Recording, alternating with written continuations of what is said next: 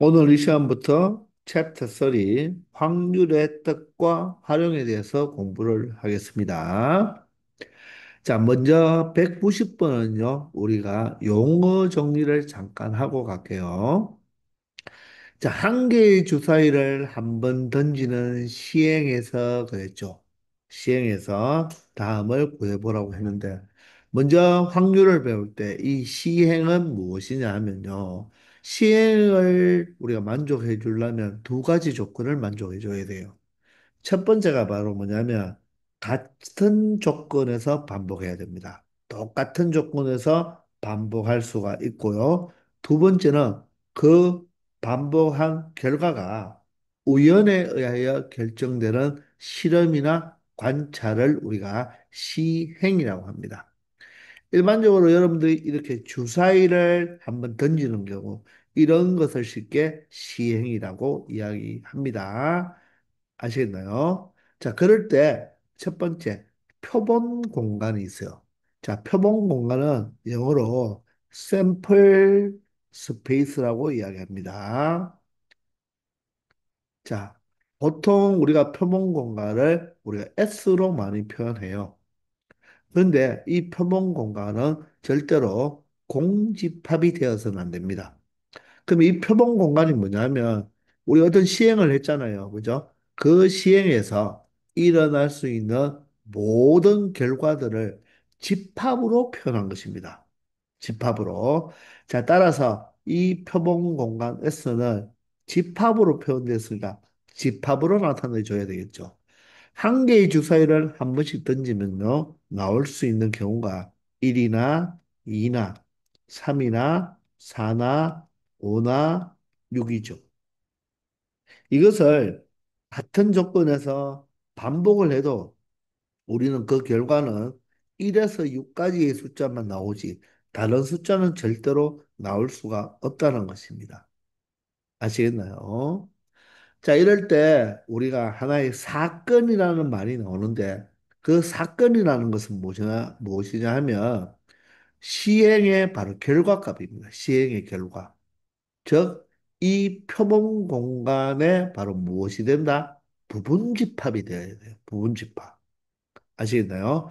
근데 거기에서 첫 번째 근원 사건이 무엇이냐면 이 표본 공간에서 나올 수 있는 이 바로 경우에 대한 것에 바로 하나의 원소로 이루어진 사건입니다. 즉, 1이라는 사건, 1이 나오는 사건, 2가 나오는 사건이게 되겠죠. 3이 나온다. 하나의 원소로 우리가 이루어진 사건을 우리가 무엇이라고 한다? 근원 사건이라고 합니다.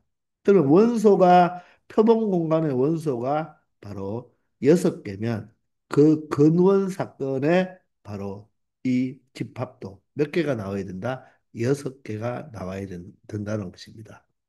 자, 그래서 사건은 표본 공간의 부분집합이니까 사건을 구한 것은 항상 누구의? 바로 표본 공간 S에 포함이 되어야 되는 거예요. 아시겠죠? 자, 이럴 때 우리가 사건은요, 보통 영어 대문자로 라지 A, 라지 B, 라지 C 이렇게 집합이기 때문에 이름으로서 집합의 이름을 보통 대문자로 많이 표현해 주죠. 그죠? 자, 이럴 때 192번 홀수의 눈이 나오는 사건입니다. 주사위 한 개를 던졌을 때 홀수가 나올 수 있는 사건은 1과 3과 5로 구성된 바로 이 집합이 바로 홀수의 눈이 나오는 사건이고 그 사건의 이름을 A라고 한다면 이렇게 집합 형태로 표현해 주면 된다는 것입니다. 그리고 소수의 눈이 나온다. 소수의 눈이 나온다는 것은 바로 이 B라고 표현한다면 그것은 바로 이 1부터 6까지의 숫자 중에서 홀수들로 이루어진 바로 집합이 홀수가 아니라 소수의 눈으로 이루어진 집합이 바로 소수의 눈이 나오는 사건이 된다는 것입니다. 아시겠나요? 자, 이렇게 여러분들이 바로 용어 정리부터 시작해 주기 바랍니다. 아시겠죠? 194번입니다. 자, 1에서 15까지의 자연수가 각각 하나씩 적힌 15장의 카드 중에서 임의로 한 장의 카드를 뽑는다고 했습니다. 그럴 때 3의 배수가 적힌 카드를 뽑는 사건을 A, 5의 배수가 적힌 카드를 뽑는 사건을 B라고 하자 이렇게 돼 있죠. 그럴 때, 자, 다음에 사건을 구해보라고 합니다. 자, 그러면 복습 차원으로 우리가 1에서 15까지의 자연수가 있으니까 표본 공간은 어떻게 됩니까? 1부터 시작해서 15까지로 우리가 원소를 나타낼 수가 있겠죠. 그러면 근원 사건은 1, 2, 3 이렇게 해서 15개의 바로 사건이 바로 각각 원소가 하나인 사건들을 근원 사건이라고 했잖아요. 그러면 일반적인 우리 모든 사건은 이 전체 바로 우리가 표본 공간이죠. 바로 샘플 스페이스의 바로 부분 집합이라고 이야기했습니다. 그러면 여기에서 보통 사건의 이름을 자, 알파벳 대문자로 표현하는데 두 가지 사건이 있잖아요. 그죠? 그럼 이 각각의 사건도 바로 무엇이다? 집합으로 표현할 수가 있죠. 사건은 바로 표본 공간의 부분 집합이라고 했잖아요. 그죠? 맞죠? 자, 그러면 3의 배수가 적힌 카드는 3의 배수니까 3과 5와, 미안합니다. 3과 6과 9와 12와 15라는 사건으로 구성이 될 것이고, 자, B라는 바로 사건은 5의 배수가 적힌 카드가 되기 때문에 바로 5와 10과 15로 바로 구성이 되는 바로 사건이 되겠죠. 자, 그럴 때 우리가 집합에서는 A 합집합 B, A 교집합 B 이렇게 이야기했지만 우리가 확률에서는 바로 A 합사건 B, A 곱사건 B 이렇게 이야기합니다. 그런데 그 내용은 바로 집합과 똑같아요. 자, 사건 A가 일어난다 또는 사건 B가 일어날 사건을 이야기하겠죠. 이것을 우리가 A와 B의 합사건이라고 이야기하고 A 사건과 B 사건이 동시에 일어나는 경우를 우리가 곱사건이라고 이야기합니다. 합집합할 때 합이 되고 합사건이 되는 거죠. 합사건. 자, 교집합인데 교사건이 아니라 곱으로 되어서 곱사건이라고 이야기를 합니다. 자, 그러면 여기에는 A의 컴플리먼트가 붙었죠. 바로 이게 여집합이잖아요. 그죠? 자, 이때는 우리가 여집합이 아니라 여사건이라고 이야기를 합니다. 여사건은 A가 일어나지 않는 사건을 우리가 여사건이라고 하죠. 자, 그러면 이 197번에 있는 것은 A에 읽을 때 A의 여사건과 B의 여사건의 바로 곱사건이 된다는 거죠. 아시겠나요? 그럼 얘는요, 충분히 더블왕 법칙을 생각할 수 있어요. 바로 A와 B의 합사건의 여사건과 똑같은 역할을 한다는 것입니다.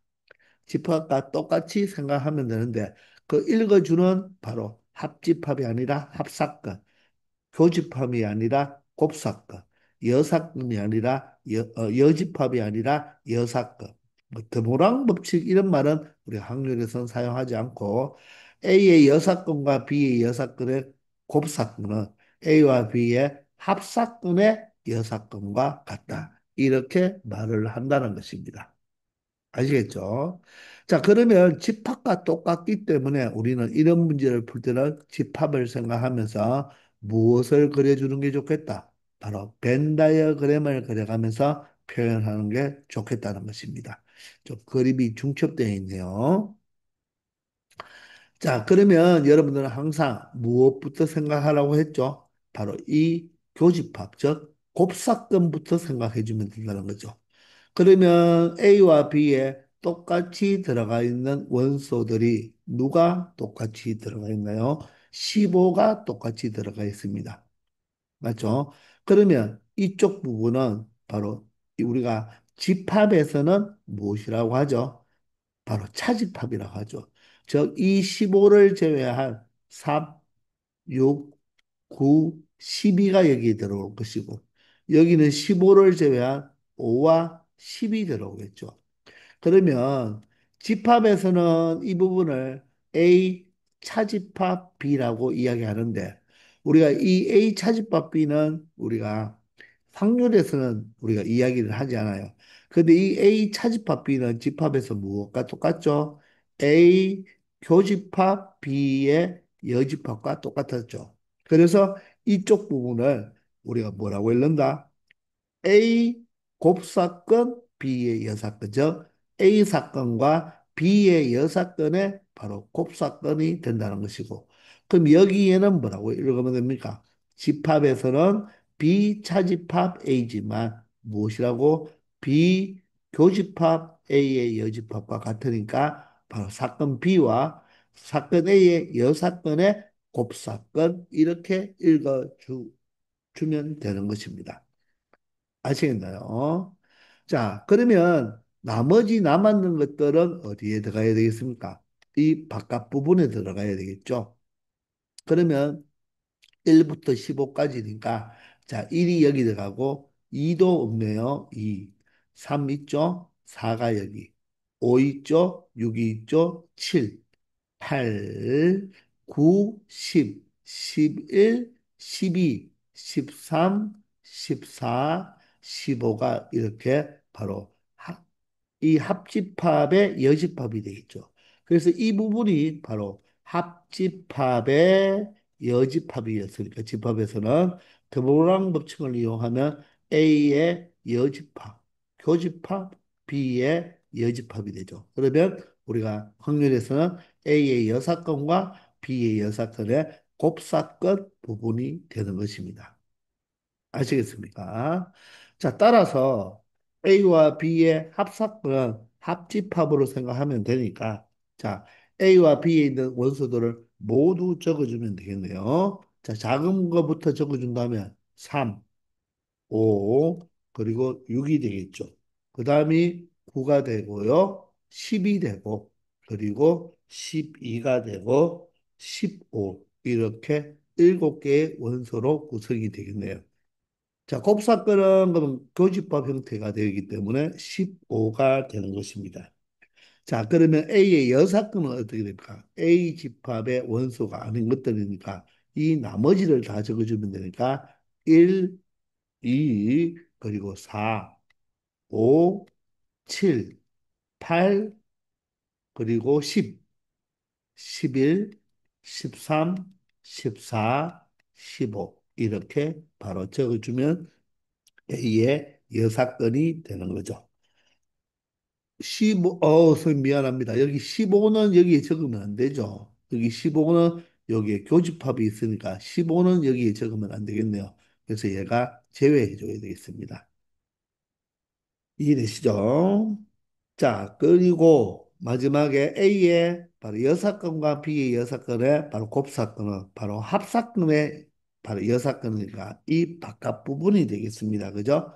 따라서 무엇이잖아요? 1, 2, 4, 7, 8, 11, 13, 14까지가 된다는 것입니다. 아시겠나요? 바로 합사건, 곱사건, 여사건, 그리고 바로 A의 여사건과 B의 여사건의 곱사건. 그러면 A의 여사건과 B의 여사건의 바로 합사건은 바로 드보랑 법칙을 생각해 주면 바로 곱사건의 여사건이 된다는 것입니다. 아시겠나요? 자, 그러면 우리 집합에서 공집합도 있었죠. 그러면 우리가 이 사건에도 바로 공집합이 해당하는 게 있거든요. 그게 똑같은 표현으로 나타내면 얘가 바로 공사건이라고 이야기를 하는 것입니다. 그러면 A와 A의 여사건에 바로 곱사건이 바로 무엇이 됩니까? 바로 공사건이 되겠죠. 따라서 A와 A의 여사건은 우리가 서로 배반이라고 해서 배반 사건이라고 이야기를 합니다. 그래서 배반 사건에 대한 공부도 우리가 할 거예요. 아시겠습니까? 그래서 배반 사건은 무엇이냐면 A와 B가 동시에 일어나지 않을 때, 즉 A와 B가 동시에 일어나지 않는다는 말은 A와 B의 곱사건이 무슨 사건? 공사건이 될 때 이때를 바로 배반 사건이라고 이야기를 합니다. 그게 집합에서는 뭐였죠? 바로 서로 소였잖아요. 그죠? 그 서로서가 바로 이 확률에서는 바로 무엇이다? 배반 사건이라고 이야기를 하는 거예요. 집합과 맞물려서 여러분들 생각해 주면 좀 편하게 처리할 수 있을 것입니다. 아시겠죠? 198번입니다. 서로 다른 동전 두 개를 동시에 던지는 자, 시행에서 동전의 앞면은 H, 뒷면을 T라고 합시다. 헤드, 테일의 약자죠. 모두 앞면이 나오는 사건을 A, 모두 다른 면이 나오는 사건을 B, 뒷면이 적어도 한 개 나오는 사건을 C라고 할 때 다음에 답하시라고 이야기하네요. 자, 그러면 일단 우리가 샘플 스페이스 전체 표본 공간은 어떻게 표현하면 될까요? 동전 두 개를 던지니까 각각 하나하나씩 나오는 걸 한 쌍으로 표현할 때는 보통 우리가 이 두 개를 연달아 적어주면 되겠죠. 그럼 동전 두 개를 던진다면 여러분들 우리가 어릴 때도 뭐 많이 해봤지만 앞앞이 나올 수가 있고 앞 뒤가 나올 수도 있고 뒤 앞이 나올 수도 있고 뒤 뒤가 나올 수가 있겠죠. 그래서 바로 전체 표본 공간에 해당하는 원소는 몇 개다? 네 개니까 그런 사건 자체도 몇 개가 된다? 네 개가 된다는 거죠. 자, 그럴 때 모두 앞면이 나오는 사건을 A라고 했으니까 바로 A는 어떻게 표현하면 되나요? 바로 H라고 표현하면 되겠죠.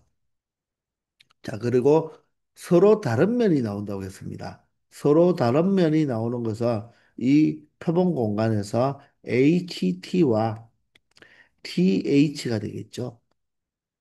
맞습니까? 자, 그리고 뒷면이 적어도 하나 나온다.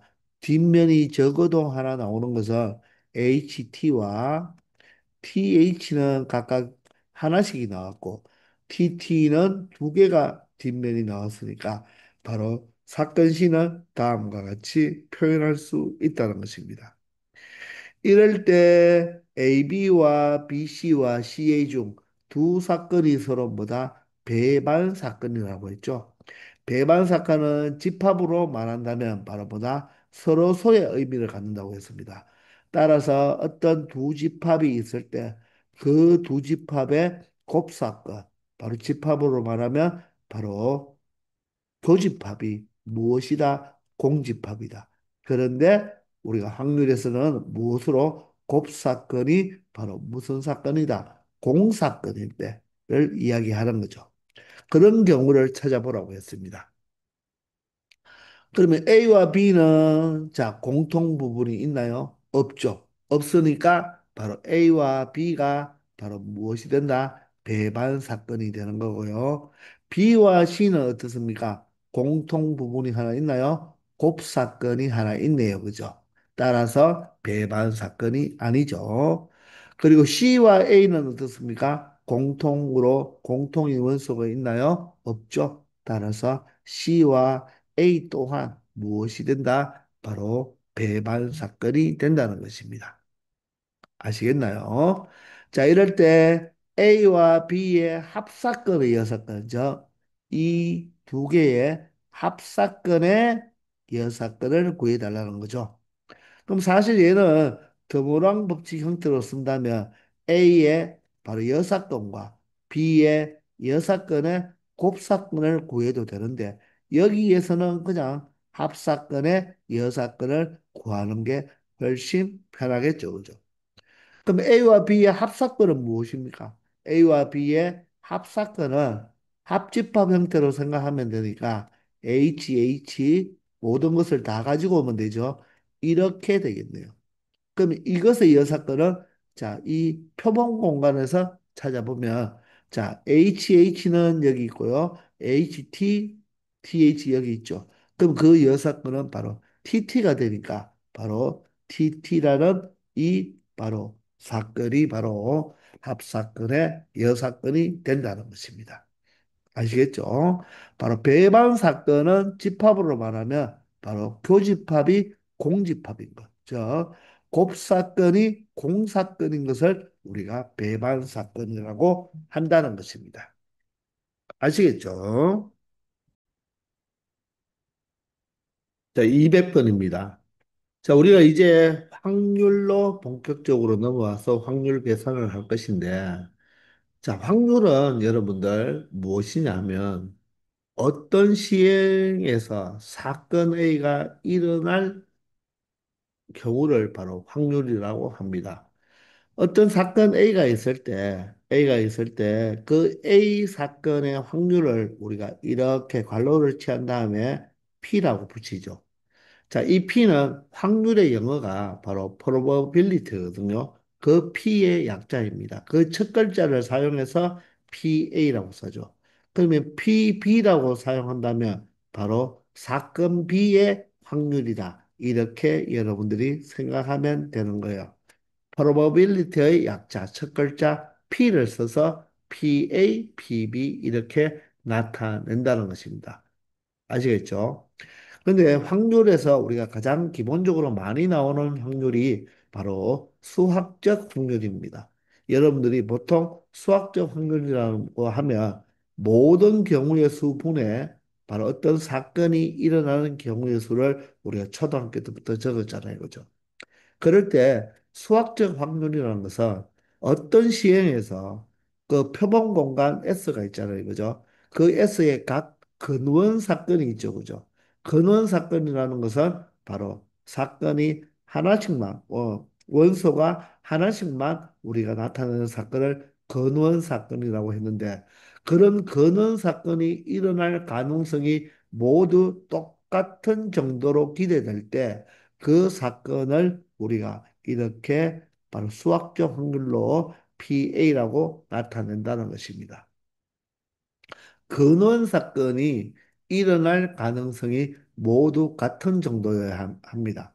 우리가 1부터 6까지의 숫자가 적힌 주사위를 던질 때 그 주사위에 1부터 6까지 나타나는 그 가능성이 똑같죠. 왜냐하면 정육면체라서 그런 거예요. 그런데 주사위가 정육면체가 아니라 예를 들어서 직육면체 형태의 주사위라면 이 주사위를 봤을 때 1과 2보다는 3의 부분의 넓이가 어떻습니까? 이 면이 좁죠. 넓이가 작잖아요. 그러면 사실 이런 직육면체의 주사위를 던져버리면 각각의 권원 사건이 일어날 확률이 다르다는 거예요. 자, 이런 것을 우리가 수학적 확률로 취급하지 않는다는 것입니다. 그래서 일반적으로 주사위는 정육면체잖아요. 그죠? 그래서 우리가 수학적 확률로 가장 많이 나오는 게 우리가 주사위를 던지는 거, 아니면 동전을 던지는 거, 아니면 주머니 안에서의 공을 그냥 끄집어내는 경우, 이런 경우가 가장 대표적으로 많이 나오죠. 그래서 바로 수학적 확률을 계산할 때는 전체 표본 공간의 바로 원소의 개수에다가 그 사건 A가 일어날 바로 이 원소의 개수로 우리가 이렇게 B로 나타내 주는 거예요. 즉 모든 경우의 수분에 사건 A가 일어날 경우의 수로 이렇게 정의한 것이 바로 수학적 확률이 된다는 것입니다. 그러면 결론적으로 우리는 경우의 수를 몇 번 구해주면 된다? 2번 구해주면 된다는 거죠. 전체 경우의 수도 구해주고, 자, 물어보는 그 사건에 대한 경우의 수도 우리가 구할 수만 있다면 수학적 확률은 쉽게 처리할 수 있다는 것입니다. 물론 수학적 확률 말고도 통계적 확률과 기하적 확률이 있는데 가장 대표적으로 많이 나오는 게 수학적 확률이 된다는 것입니다. 아시겠죠? 자, 이럴 때 우리가 이 200번을 풀어보면요. 각 면에 1, 2, 3, 4가 각각 하나씩 적힌 자, 서로 다른 두 개의 정사면체를 동시에 던진다고 하죠. 자, 정사면체는 자, 정삼각형 네개로 이루어진 바로 입체 도형이잖아요. 근데 그 정삼각형 네개가 모두 다 합동이라는 것입니다. 그러므로 각각의 면의 넓이가 똑같겠죠. 그렇기 때문에 근원 사건이 일어날 가능성이 모두 같은 정도로 기대되기 때문에 우리는 수학적 확률을 이용할 수가 있다는 것입니다. 그래서 특별한 언급이 없으면요, 어떤 시행에서 각 그런 사건이 일어날 가능성은 모두 같은 정도로 기대된다고 생각하고 문제를 풀어주면 되겠습니다. 자, 그런데 여기 정사면체니까 모든 면이 합동이므로 1, 2, 3, 4가 일어날 바로 그 가능성은 모두 같은 정도로 기대되기 때문에 수학적 확률을 이용하면 된다는 것입니다. 아시겠나요? 반드시 근원 사건이 일어날 가능성이 모두 같은 정도로 기대될 때 수학적 확률을 이용할 수가 있다는 것입니다. 아시겠죠?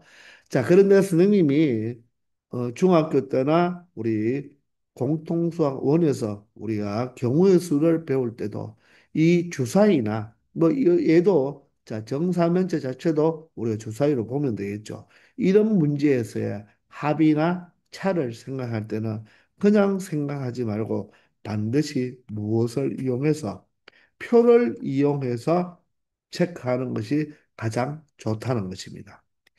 자, 그러면 자, 이 네 개의 면이 있으니까 전체 일어날 수 있는 표본 공간은 어떻게 됩니까? 두 개를 동시에 던지니까 4 곱하기 4, 16가지가 되는 거죠.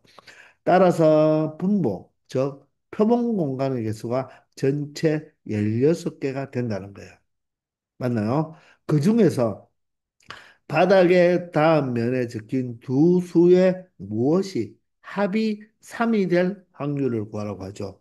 그러면 이렇게 바로 표를 만들어서 직접 이 두 수, 즉, 이 주사위, 하나의 주사위를 A라고 하고, 이 주사위를 B라고 한다면, 이 A와 B의 각각의 정사면체에서 우리 바닥에 적힌 눈에 합을 구하면 되는데, 굳이 합을 구하라고 한다고 해서 합을 다 적을 필요는 없고, 합이 3이 되는 경우만 여러분들이 동그라미를 한번 쳐보세요. 자, 1과 1은 2가 되니까 안 되잖아요. 그죠? 합이 3이 된다는 말은 여기에 되겠죠. A가 2일 때 B가 1이면 합이 3이잖아요. 그러면 얘도 당연히 합이 얼마가 된다? 3이 된다는 것을 알 수가 있죠. 이거 말고는 합이 3이 되는 경우가 있겠습니까? 3이 되는 경우가 없잖아요. 따라서 이 16칸 중에서 이 사건에 해당하는 우리가 경우를 찾아보면 바로 A가 2일 때 B가 1인 경우와 A가 1일 때 B가 2인 경우가 되겠죠. 이해되나요? 그것을 우리가 사건으로 나타내는 본다면 A가 1일 때 B가 2, A가 2일 때 B가 1인 이런 집합으로 나타내 준 게 이 바로 이 사건의 바로 집합으로 표현한 거죠. 굳이 이런 문제를 풀 때 이렇게 집합으로 나타내 줄 필요는 없잖아요. 그죠? 자, 여기 16칸이 바로 전체 모든 경우의 수가 되고 사건이 일어날 경우의 수가 두 가지니까 바로 16분의 2가 되면서 반드시 여러분들이 약분은 해 주어야 되겠죠. 따라서 8분의 1이 되는 것입니다. 아시겠나요? 그럼 두 번째 201번도 마찬가지로 바닥에 닿는 면에 적힌 이번엔 두 수의 차가 2가 되라고 했잖아요. 그럼 그 차를 구해도 전체 경우의 수는 몇 가지다? 4 곱하기 4가 되어서 16가지죠. 두 개의 이 정사면체를 동시에 던지니까 바로 첫 번째 던지는 네 가지와 두 번째 던지는 네 가지를 바로 동시에 던지기 때문에 연달아 던짐으로 곱의 법칙으로 바로 전체 경우의 수를 구해주면 되겠죠. 그럼 이번에는 차가 2니까 차가 2가 되는 부분만 우리가 체크 표시를 해봅시다. 차라는 것은 큰 수에서 작은 수를 뺀 거죠. 따라서 차가 2가 되는 것은 자, 3과 1이 차가 2가 되고 맞나요? 2주는 차가 1이 2가 되는 것이 여기밖에 없겠죠. 그럼 여기서는 차가 2가 되는 것이 바로 4와 2가 바로 차가 2가 되겠네요. 그러면 3일이 바로 체크가 되었으면 바로 1, 3도 체크가 되어야 되고 4, 2가 체크됐으면 2, 4도 당연히 체크가 되어야 된다는 것입니다. 그래서 이 바로 경우의 수를 찾을 때는 이 대각선을 기준으로 서로 대칭 관계로 이렇게 나타난다는 것입니다. 주사위를 던질 때는 따라서 몇 가지가 된다? 네 가지가 되니까 결론적으로 확률이 바로 4분의 1이 된다는 것을 알 수 있다는 것입니다. 다시 말하지만 주사위를 던질 때는 반드시 표를 꼭 이용해 주면 여러분들이 쉽게 처리할 수 있을 것입니다. 아시겠죠? 202번입니다. 자, A, B, C, D, E 5명을 우리가 일렬로 세울 때 바로 E가 가장 앞에 세울 확률과 203번은 A, B를 이웃하게 세울 확률을 구하라고 했잖아요. 그럼 이런 것은 바로 수학적 확률로 처리할 수가 있는데 수학적 확률에서는 근원 사건이 일어날 가능성이 모두 같은 정도로 기대될 때 우리가 사용할 수 있다고 했잖아요. 그런데 우리가 이 5명을 일렬로 배열할 때 어떻게 여러 가지 형태로 배열이 되겠죠. 그 각각의 경우가 모두 나타나는 횟수가 다르겠습니까? 동일하겠죠. 그래서 근원 사건이 일어날 가능성이 모두 같은 정도로 기대되는 말이 없어도 우리가 그런 말이 없어도 그냥 모두 같은 정도로 기대된다고 생각하고 문제를 풀어주면 된다는 것입니다. 자, 그러면 5명을 일렬로 우리가 모든 사람을 일렬로 세우는 경우의 수는 바로 무엇입니까? 5 팩토리알이죠. 사람 전체를 세우는 경우는 이 전체 사람 수의 바로 팩토리얼이라고 했죠. 그죠? 근데 이를 가장 앞에 세운다. 그러면 이는 제일 앞에 온다는 거죠. 그러면 이 뒤에 몇 명이 나머지 A와 B와 C가 D가 순서 있게 배열하면 되겠죠. 그게 바로 얼마가 된다? 4 팩토리얼이 되는 거죠. 자, 그래서 여러분들 이 수학적 확률을 계산할 때 특히 팩토리얼로 나오잖아요. 그죠? 그러면 이 5팩토리얼, 4팩토리얼을 직접 계산하지 말고요. 이 상태로 놔둔 다음에 약분 처리해 주면 되겠습니다. 5팩토리얼은 여러분들 아다시피 5 곱하기 무엇으로 나타낼 수 있죠? 4팩토리얼로 나타낼 수가 있잖아요. 그죠? 따라서 4팩토리얼, 4팩토리얼이 약분되어서 5분의 1이 된다는 것입니다. 자, 그래서 여러분들 5팩토리얼을 다시 한번 보세요. 우리가 공통수학 원에서도 했는데 5 곱하기 4 곱하기 3 곱하기 2 곱하기 1이잖아요. 그죠?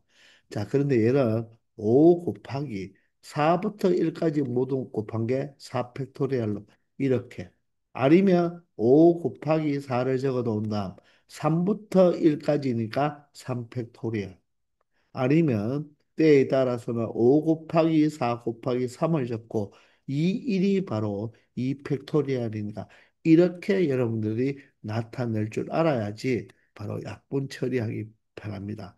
그래서 m 팩토리얼은요. n부터 시작해서 1까지 곱이니까 n 곱하기 n-1 팩토리얼로 나타낼 수 있다는 것도 알아두기 바랍니다. 아시겠죠? 자, 그러면 203번입니다. 자, 이번엔 AB를 이웃하라고 했죠. 그죠? 그러면 전체는 얼마가 된다? 바로 5 팩토리얼이 되는 거죠. 5명을 일렬로 배열하니까. 자, 그러면 우리가 순열해서 바로 이웃하면 어떻게 하라고요? 이웃한 것을 어디에? 주머니 안에 넣어두라고 했죠. 그러면 남았는 CDE 이렇게 같이 배열하면 되니까 전체적으로 보면 5명이지만 주머니에 넣었기 때문에 주머니 하나와 CDE를 순서 있게 배열하겠다. 따라서 4 팩토리얼이 되겠네요. 맞나요? 그런데 이 주머니 속에서도 어떻게 된다? AB의 자리를 바꿀 수가 있잖아요. 따라서 서로 다른 두 명이 자리 바꾸는 경우 이 팩토리얼이 된다는 것입니다. 아시겠습니까?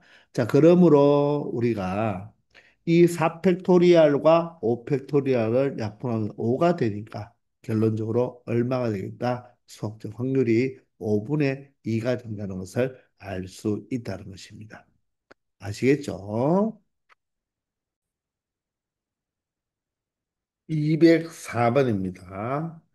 자, 빨주노초 파남보, 바로 무지개 색깔 7가지 색깔 중에서 임의로 5가지 색을 택한다고 하죠.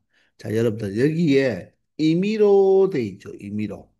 임의로 5가지 색을 택한다. 이 말이 바로 근원 사건이 일어날 가능성이 모두 같은 정도로 기대된다는 뜻이에요. 이 임의가 나왔기 때문에 우리는 수학적 확률을 사용할 수 있다는 것입니다. 아시겠나요? 이 임의로 가는 뜻이 뭐라고요? 바로 표본 공간 S에서 각 근원 사건이 일어날 가능성이 모두 같은 정도로 기대된다는 뜻입니다. 아시겠나요? 자, 그러면 7가지 색 중에서 5가지의 색을 택하니까 우리는 택하기만 하면 되니까 순열이 아니라 조합이 되겠죠. 따라서 7 컨비네이션 5가 바로 전체 일어날 수 있는 모든 경우의 수가 된다는 것입니다. 자, 이럴 때 5가지 색을 택한다고 했는데 초록 색깔은 어떻게 보면 반드시 포함해서 선택하라. 바로 우리가 조합에서 공통수학 원을 배울 때 탑 5 중에서 첫 번째가 바로 뭐였죠? 누구누구를 반드시 포함한다는 것. 초록은 반드시 우리가 선택을 한다고 했으니까 이 초록은 반드시 선택이 되는 한 가지에다가 나머지 몇 개의 색깔 중에 6개의 색깔 중에 몇 개만 선택하면 된다. 4개만 선택하면 된다는 것입니다. 아시겠죠? 따라서 이런 곱하나 만화가 되니까 바로 7 컨비네이션 5분의 6 컨비네이션 4잖아요. 그러면 7 컨비네이션 5는 7 컨비네이션 2와 같고 6 컨비네이션 4는 6 컨비네이션 2와 같잖아요.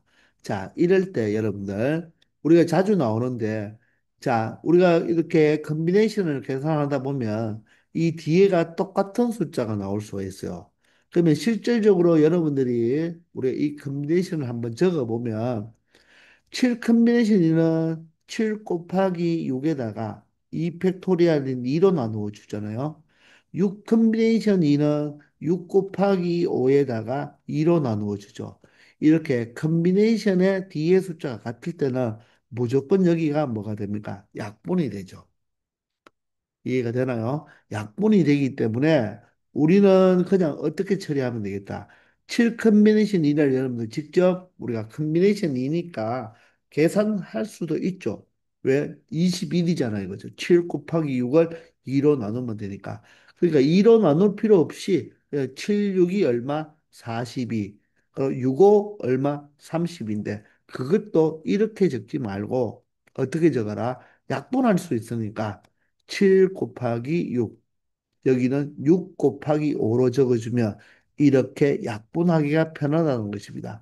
따라서 7분의 5가 바로 초록을 택할 확률이 된다는 것입니다.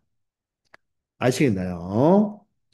자, 그러면 205번으로 가면요. 노랑은 택하지 않고 파랑은 택하라고 했죠. 그럼 얘도 바로 순열에서 탑 5 두 번째죠. 누구는 포함하고 누구는 포함하지 않는다. 포함하는 것과 포함하지 않는 것이 있는 거죠. 그죠? 그럼 전체는 7 컨비네이션 5가 맞죠. 5가지를 택하니까. 그럼 여기에서는 보세요. 절대로 노랑은 택한다, 택하지 않는다. 택하지 않는다는 거고, 파랑은 꼭 선택해야 되는 것입니다. 따라서 파랑을 선택하는 한 가지를 생각해야 되고, 그러면 나머지 몇 개에서 노랑은 선택하면 안 되니까 나머지 몇 가지 색깔 중에서 5가지 색깔 중에서 몇 개를 파랑은 선택해 두었으니까 다섯 개 중에서 이제 하나는 선택했으니까 바로 네 개만 선택하면 된다는 거죠. 아시겠나요? 자, 그러면 얘도 실질적으로 계산하면 7 컨비네이션 5는 7 컨비네이션 2와 같고 5 컨비네이션 4는 바로 5 컨비네이션 1과 같잖아요. 자, 이것은 지금 컨비네이션 뒤에 바로 숫자가 다르잖아요. 그죠? 그러면 여러분들이 직접 계산하면서 쓰면 되겠습니다. 5 컨비네이션 1은요, 5가 되고요. 7 컨비네이션 2는 자, 7, 6을 무엇으로 2로 나누면 되겠죠. 그럼 약분하면 3이니까 바로 7, 3, 21분의 5라는 바로 수학적 확률을 가질 수가 있다는 것입니다. 아시겠나요? 206번입니다. 자, 위험 환자 400명에게 새로 개발한 위험약을 투여한 결과 280명이 치료되었다고 합니다. 자, 어떤 위험 환자에게 이 약을 투여할 때 위험이 치료될 확률을 구해보라고 하죠. 여러분들 그냥 보는 순간 전체 400분의 바로 치료된 환자가 280명이니까 400분의 280으로 그대로 여러분들이 표현을 하겠죠. 그래서 실질적으로 무엇을 약분을 해버리면 자, 4로 약분을 해버리면 4, 7이 28, 얘가 10이 되어서 여러분들은 10분의 7이라고 이렇게 당당하게 여러분들 확률을 구해냈을 거예요. 이게 바로 뭐냐면요. 통계적 확률이에요. 통계적 확률. 자, 우리가 이 400명 중에 280명이 치료되었다는 것을 우리가 다른 말로 상대 도수라고 합니다. 우리가 도수 분포표 같은 걸 생각할 때 전체 도수 400명 중에서 그 계급의 도수 기억납니까? 치료된 계급의 도수가 280명이기 때문에 그 비율이 바로 상대 도수인 거죠. 이런 형태의 문제가 바로 통계적 확률인데 여러분들이 통계적 확률의 정의를 몰라도 이런 문제를 읽고는 바로 10분의 7로 나타낼 수가 있다는 것입니다. 자, 이게 바로 수학적 확률은 아니에요. 그래서 통계적 확률이 무엇이냐면요. 같은 시행을 여러분들이 N번 바로 반복할 때, 자, 어떤 사건 A가 일어날 횟수, 바로 일어날 횟수를 우리가 보통 Rn이라고 한다면 이 N값이 충분히 커짐에 따라서 방금 구한 이 상대도수, 전체 분의 일어날 횟수, 이게 상대도수잖아요. 그죠?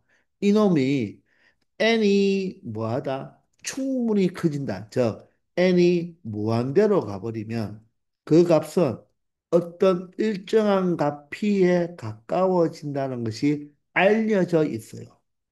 우리가 확률이나 나중에 배울 통계에서 교과서에 뭐뭐뭐가 알려져 있다 이런 말이 나오면요.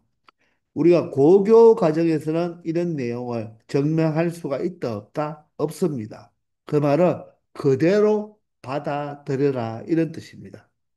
아시겠나요? 자, 그래서 N번 반복한 경우 그 사건 A가 일어날 횟수니까 Rn으로 나타낸다. 보통 이렇게 표현하거든요. 자, 그럴 때 이 N이 충분히 크면 N이 무한대로 버리면 그 값을 다 계산해 보면 어떤 일정한 P 값에 뭐한다? 수렴한다는 것을 알려져 있는 거예요. 아시겠나요? 이때 이 P를 바로 우리가 확률로 처리하겠다는 것입니다. 그 확률이 바로 통계적 확률이라고 이야기하는데 이 내용을 우리가 뭐라고 하냐면 바로 큰 수의 법칙이라고 이야기합니다.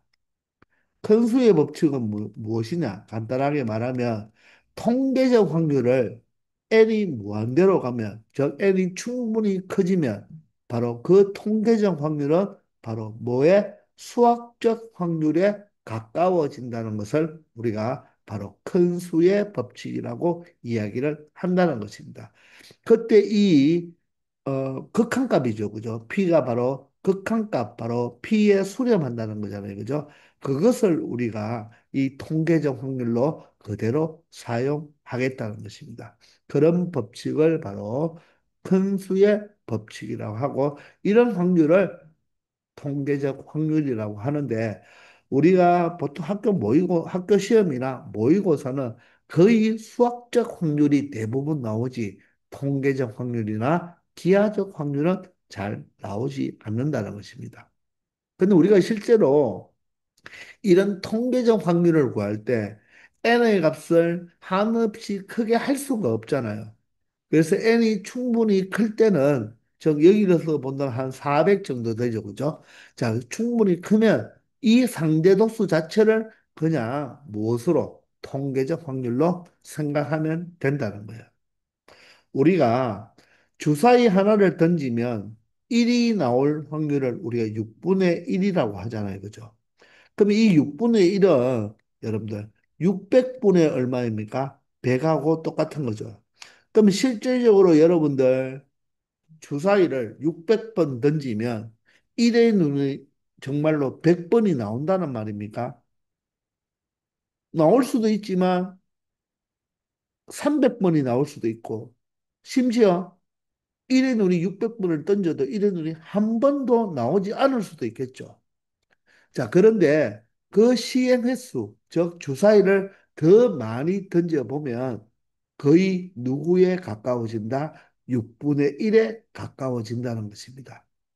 그게 바로 큰 수의 법칙이라는 것입니다. 아시겠죠? 207번입니다. 자, 오른쪽 그림과 같이 아홉 등분이 됐다는 말은 이 넓이가 모두 다 똑같다는 거예요. 그런 정사각형 모양의 관역에 총을 쏜다고 합니다. 자, 소수가 적힌 영역이죠. 소수는 여기서 2나 3이나 5나 7이 되는 거죠. 그죠? 자, 그럴 때 이 소수가 적힌 영역을 맞힐 확률을 구하라고 하죠. 단 총알은 관역을 벗어나지 않고 경계선에도 맞지 않는다고 봅니다. 그럼 여러분들 그대로 몇 분이면 전체 9칸 중에 몇 칸? 4칸에 맞으면 된다. 그래서 9분의 4로 여러분들이 확률로 나타내겠죠. 이게 바로 뭐죠? 기하적 확률입니다. 기하적 확률. 자, 기하적 확률도 여러분들이 정확한 개념은 몰라도 되지만 어떤 연속적으로 변하는 변량을 크기로 갖는 이 표본 공간의 영역에서 각각의 어떤 점을 선택할 때 그 점을 택할 가능성이 모두 같은 정도로 기대될 때는요, 이 영역 전체 S에 포함되고 있는 영역, 우리가 구하는 이 네 개의 영역에 대하여 영역 SS의 임의로 택한 점이 영역 A에 속할 확률을 우리가 기하적 확률이라고 하는데, 그 기하적 확률을 나타낼 때는 그냥 여러분들이 아는 느낌으로 가면 되는 거예요. 즉, 영역 S, 즉, 이 영역 S라는 것은 우리가 표본 공간이잖아요. 그죠? 이놈의 크기분의 우리가 구하려고 하는 사건 A의 바로 A의 크기로 나타내면 된다는 것입니다. 여기서 크기라고 사용했는데 이 크기는 길이가 될 수도 있고 넓이가 될 수도 있고 부피가 될 수가 있어요. 그럼 여기서는 칸수가 똑같잖아요. 그럼 굳이 이 넓이를 구할 필요 없겠죠. 그냥 넓이가 똑같기 때문에 칸수분의 칸수로 가도 된다는 것입니다. 이게 바로 기하적 확률인데, 다시 말하지만 시험에 가장 많이 나오는 것은 수학적 확률이라는 걸 알고 있으면 되겠습니다. 아시겠죠? 그래서 확률의 종류는 수학적 확률, 통계적 확률, 기하적 확률 이렇게 세 가지가 있다. 그 중에서 여러분들은 수학적 확률에 포커스를 두고 공부하면 되겠습니다. 아시겠죠? 자, 이렇게 해서 이번 시간 여기까지 하겠습니다. 모두들 수고 많았습니다.